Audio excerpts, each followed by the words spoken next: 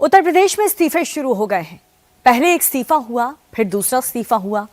एक इस्तीफा योगी के खिलाफ हुआ, दूसरा इस्तीफा योगी के सपोर्ट में हुआ। इस्तीफा देने वाले एक अफसर ब्राह्मण हैं और दूसरे अफसर राजपूत हैं। बहाना शंकराचार्य का बनाया गया, बहाना यूजीसी एक्ट का बनाया गया। क्या निशाना योगी आदित्यनाथ है? रिपोर्ट देखिए।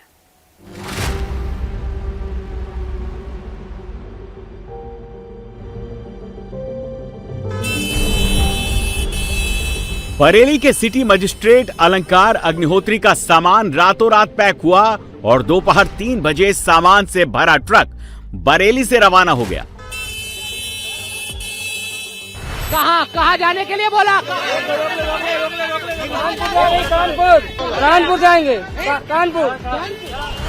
दोपहर तक अग्निहोत्री साहब चौड़े हो रहे थे। उनके चारों तरफ अचानक से समर्थकों की भीड़ इकट्ठा हो गई थी। नेतागिरी चमकती हुई लग रही थी।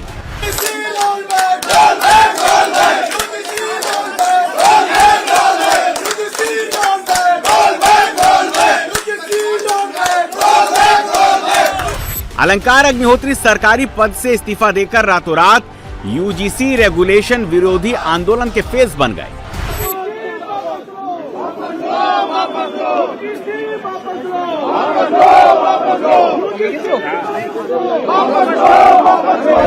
बरेली के डीएम ऑफिस के बाहर धरने पर बैठकर वो डीएम के फोन कॉल की जांच की मांग करने लगे और एक पंडित को लखनऊ से गाली देने के आरोप लगाने लगे। बरेली में डीएम कार्यालय के बाहर इस वक्त नारेबाजी हो रही है और नारेबाजी की जा रही है। अलंकार अग्निहोत्री और उनके समर्थकों के जरिए यूजीसी रोल बैक और साधु संतों का अपमान नहीं सहेगा हिंदुस्तान, ये नारे यहाँ पर लगाए जा रहे हैं।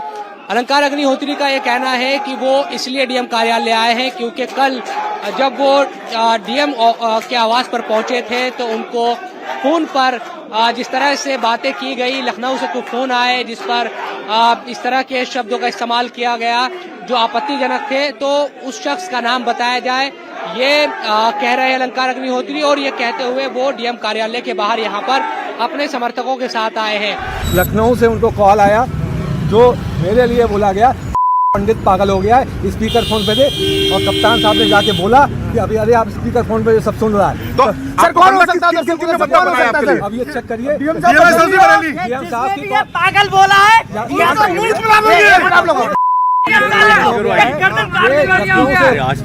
कॉल आई है, इनसे चेक कराइए, इनके कॉल रिकॉर्ड कराइए किसने इनके कहा पंडित पागल हो गया। बरेली जिला प्रशासन के अधिकारियों ने इस आरोपों को सिरे से खारिज कर दिया। बरेली के एडीएम सिटी सौरभ दुबे ने कैमरे पर आकर पूरा किस्सा बताया। डीएम साहब के आवास पे चले गए, वहाँ पर एडीएम मैडम थे, सीओ लाइव साहब, कप्तान साहब, डीएम साहब सब लोग मौजूद थे वहाँ पर। एसडीएम सदर साहब भी वहाँ पे थे। तो हम लोगों ने बताया, उनसे पूछा कि भाई सिटी मजिस्ट्रेट साहब ऐसी कौन सी बात है जो अचानक आपने इतना बड़ा निर्णय ले लिया। एक ब्रदरहुड की भावना से, मानवता की भावना से हम लोग पूछा। हम लोग प्रयास ये भी था उनको हम लोग समझाएं कि आखिर आप ऐसा क्यों कर रहे हैं। एक बहुत बड़ा एक करियर सिटी मजिस्ट्रेट साहब का जो है उससे प्रभावित हो रहा था। तो बात मन की बात को टटोलना भी चाहा, पर सिटी मजिस्ट्रेट साहब हम लोग की किसी बात को सुनने को तैयार नहीं था। बीच बीच में डीएम साहब के फैमिली से फ़ोन भी आ रहा था, तो डीएम साहब वहाँ भी जा रहे थे। बाकायदा चाय काफ़ी भी हुई, दो बार हम लोगों ने चाय काफ़ी पी। बातचीत लग रहा था हम लोग समझा ले जाएंगे, पर सिटी मजिस्ट्रेट साहब किसी बात को सुनने को बिल्कुल तैयार नहीं कि हम लोगों की बात को। पंडित जी का असली किस्सा दूसरे पंडित जी ने सुना दिया तो अलंकार अग्निहोत्री ने एसआईटी बनाने की मांग कर दी। प्रशासन जो है या डीएम और एसएसपी साहब, वो तमाम लोग तो इनको नकार रहे कि किसी से बात इस तरह की नहीं हुई जो आपने आरोप लगा रहे हैं। तो आप लोग एक काम करिए, मैं तो कह रहा हूँ एसआईटी गठित करिए, बताएं। मैं तो चाहता हूँ कप्तान साहब ये बताएं कि सीट से उठे थे कि नहीं उठे थे, और बाथरूम के अंदर गए थे कि नहीं थे। डीएम साहब को बोला था कि स्पीकर फोन से जल्दी हटाइए, आपकी बातें सब बाहर सुन रहे हैं। एसडीएम सदर मौके पे थे, एडीएम सिटी थे, एडीएम ई मैम थी, एडीएम जे थे। इन चारों के क्या आप लाई डिटेक्टर टेस्ट करेंगे? मेरा करने को तैयार है, आप करेंगे? इसके बाद सरकार का एक्शन शुरू हुआ तो इस्तीफे का दांव उल्टा पड़ने लगा।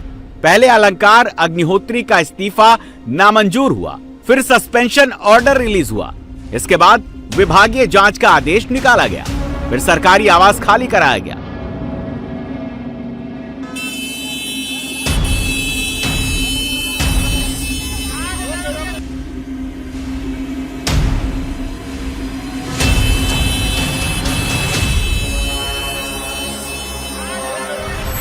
तब तक अलंकार अग्निहोत्री को मिला पॉलिटिकल ऑफर भी वापस हो गया। बरेली डीएम ऑफिस के बाहर इंडिया टीवी रिपोर्टर शोएब रजा ने अलंकार अग्निहोत्री से दोबारा एक्सक्लूसिव बात की।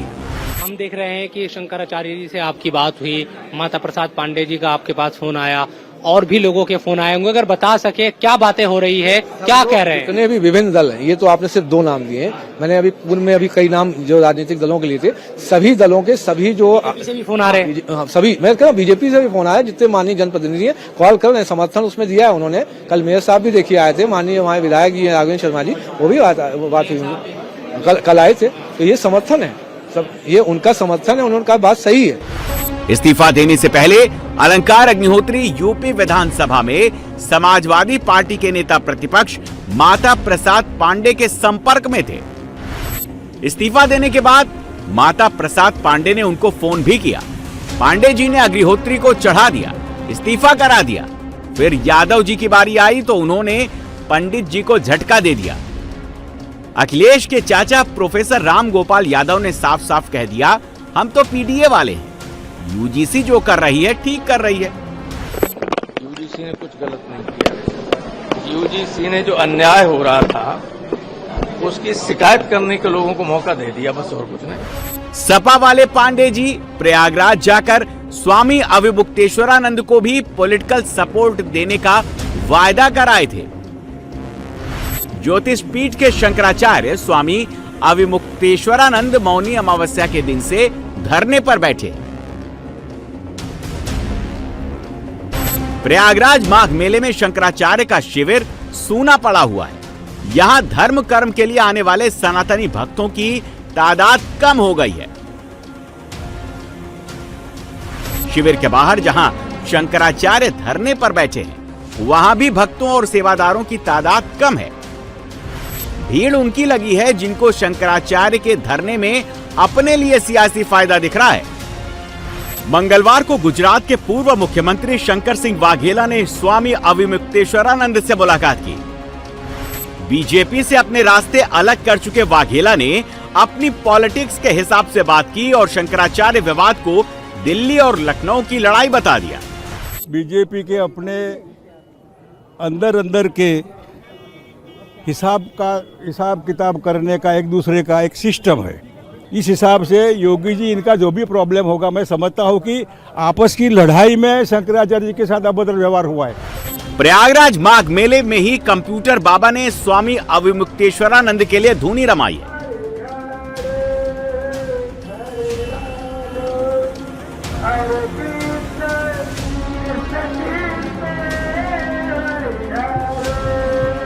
कंप्यूटर बाबा शंकराचार्य की पद प्रतिष्ठा के लिए जप कर रहे हैं।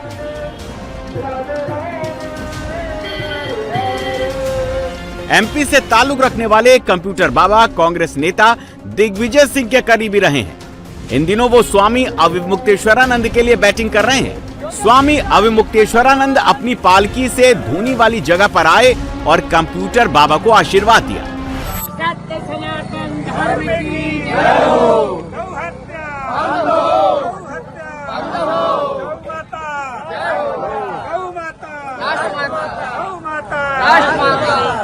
इंडिया टीवी रिपोर्टर अभय पराशर ने प्रयागराज में शंकराचार्य स्वामी अविमुक्तेश्वरानंद से बात की और उनके मन में क्या है ये समझने का प्रयास किया। क्योंकि चापलूस नहीं है वो सन्यासी, क्योंकि चापलूस नहीं है वो ब्रह्मचारी, क्योंकि चापलूस नहीं है वो बटुक, क्योंकि चापलूस नहीं है वो महिला, क्योंकि चापलूस नहीं है वो वृद्ध। जो चापलूस होगा उसके लिए ये खड़े होंगे।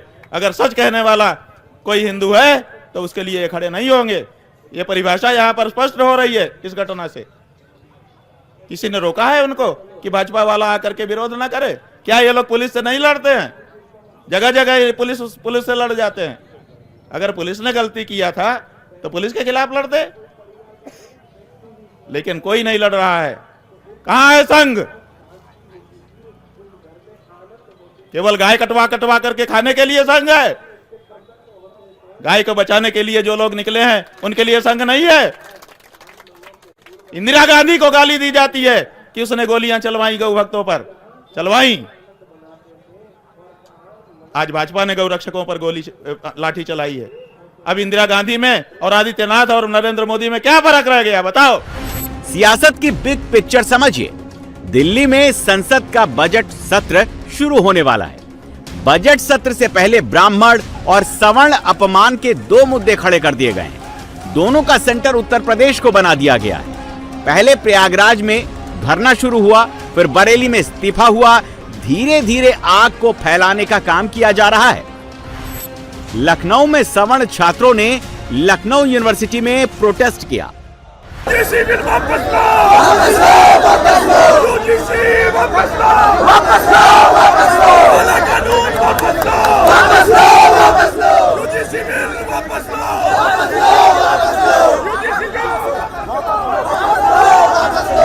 सवर्ण छात्र गुस्से में तो हैं, उनका गुस्सा साफ साफ दिख रहा है। अभी तो बीज लगा है, अभी ये वृक्ष बनकर उभरेगा, तो आने वाली हमारी जो पीढ़ियां वो विश्वविद्यालय आने से डरेंगी। क्या मेरा गुनाह इतना है कि मैं सवर्ण समाज में पैदा हो गया? क्या मेरा गुनाह इतना कि मैंने तिलक लगा लिया? क्या मेरा गुनाह इतना कि मैंने जनेऊ धारण कर लिया? बांटने का अगर किसी ने काम किया, समाज को तोड़ने का अगर किसी ने काम किया, समाज में अगर किसी ने द्वंद्व फैलाने का काम किया तो यूजीसी रेगुलेशन के खिलाफ बनारस में भी सवर्ण छात्रों का गुस्सा निकला।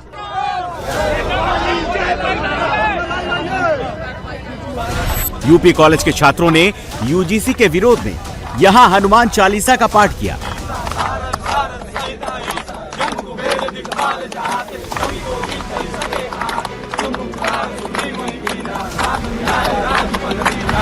रायबरेली में सवर्ण सांसदों विधायकों को चूड़ियां भेजी गईं।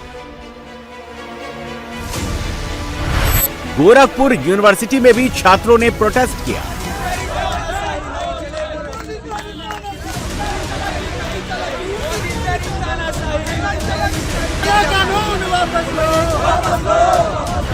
यूपी की राजधानी लखनऊ में करणी सेना ने अलग से प्रोटेस्ट किया। इसमें जमकर नारेबाजी हुई।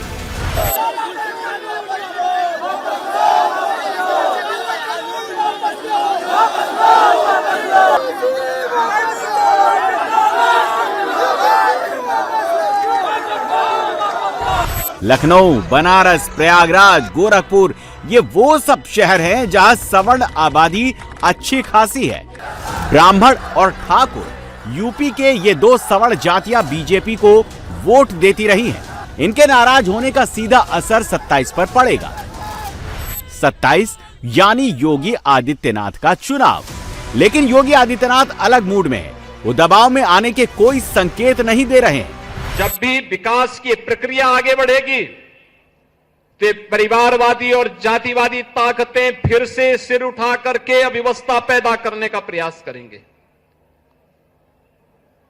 क्योंकि उनके आका भी उनको पीछे से धकेलते होंगे कि वे पैसा लिए हो तो कुछ तो उपद्रव करो, लेकिन उनको मालूम है उपद्रव करेंगे तो फिर उत्तर प्रदेश सरकार उपद्रवियों के साथ किस प्रकार का व्यवहार करती है, यह भी उनको मालूम है। यूपी में अव्यवस्था फैलाने का प्रयास कर रहे लोगों को योगी ने चेतावनी दे दी है। साथ ही साथ प्रयागराज में शंकराचार्य के बहाने सरकार पर निशाना लगा रहे लोगों को भी योगी ने साफ साफ मैसेज दे दिया है। हम हैं तो मेला है, वरना मेले तो पहले भी लगते थे, कोई पूछता नहीं था। प्रयागराज में माघ मेला यानी कल्पवासी आते थे, कुछ पूज्य संत जाते थे, इनकी संख्या सीमित होती थी 10 लाख 15 लाख तक। मौनी अमावस्या के दिन 4.5 करोड़ श्रद्धालुओं ने, कल्पवासियों ने, पूज्य संतों ने त्रिवेणी में डुबकी लगा करके, आस्था की डुबकी लगा करके अपनी आस्था को व्यक्त किया। बसंत पंचमी के अवसर पर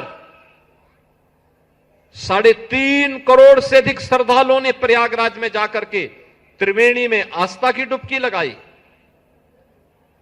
निरंतर वहां पर श्रद्धालु देश और दुनिया से आ रहा है। योगी आदित्यनाथ ने सियासी नफा नुकसान का आकलन कर लिया है। यूपी के ब्राह्मण अभी गुस्से में दिख रहे हैं, लेकिन 27 में योगी को छोड़कर अखिलेश यादव को वोट देने का चांस नहीं है। समाजवादी पार्टी की मुट्ठी जब तक बंद थी तब तक वो लाख की थी, मुट्ठी खुली तो खाक निकले। अखिलेश यादव की पार्टी शंकराचार्य के मुद्दे पर जुबानी जमा खर्च कर रही है और यूजीसी रेगुलेशन के मुद्दे पर पीछे से सपोर्ट कर रही है। सपा के महासचिव राम गोपाल यादव का बयान एक बार फिर से सुनिए। अखिलेश को संवर्ण से ज्यादा पीडीए प्यारा है, ये पता चल जाएगा। यूजीसी ने कुछ गलत नहीं किया। यूजीसी ने जो अन्याय हो रहा था उसकी शिकायत करने के लोगों को मौका दे दिया, बस और कुछ नहीं। ऐसा नहीं है कि इस्तीफे सिर्फ योगी आदित्यनाथ के खिलाफ हो रहे हैं, योगी आदित्यनाथ के सपोर्ट में भी इस्तीफे हो रहे हैं। जीएसटी के डिप्टी कमिश्नर प्रशांत कुमार सिंह ने योगी का समर्थन करते हुए इस्तीफे की घोषणा कर दी। मैंने इस्तीफा स्वामी और मुक्तेश्वरानंद जो शंकराचार्य जी हैं उनके बयान से आहत होकर के, जिन्होंने हमारे प्रदेश के मुखिया हमारे राज्य सरकार के खिलाफ अनर्गल प्रलाप किया है, उससे आहत होकर मैंने ये त्यागपत्र दिया है। क्या राजनीति में जाने का कोई विचार है? दूर दूर तक राजनीति में जाने का विचार नहीं है। कांग्रेस या कोई भी दूसरी पार्टी यूपी में नफा नुकसान का आकलन करने की स्थिति में नहीं है। आकलन खुद बीजेपी कर रही है। यूजीसी रेगुलेशन के मुद्दे पर बीजेपी ने वाटर टेस्ट कर लिया है। बीजेपी ने दलित और पिछड़े छात्रों का मूड भी समझ लिया है। अब बीजेपी खुद से कोर्स करेक्शन कर रही है। Central HRD minister Dharmendra Pradhan ने यूजीसी के मुद्दे पर बड़ा बयान दिया है। एक बात बहुत विनम्रता से आश्वस्त करना चाहता हूं, किसी को उत्पीड़न होने नहीं दिया जाए, कोई भेदभाव नहीं होगा, कोई डिस्क्रिमिनेशन के नाम पे किसी को भी मिसयूज करने का अधिकार नहीं रहेगा। इसमें यूजीसी हो, भारत सरकार हो या राज्य सरकार हो, इसकी दायित्व रहेगी।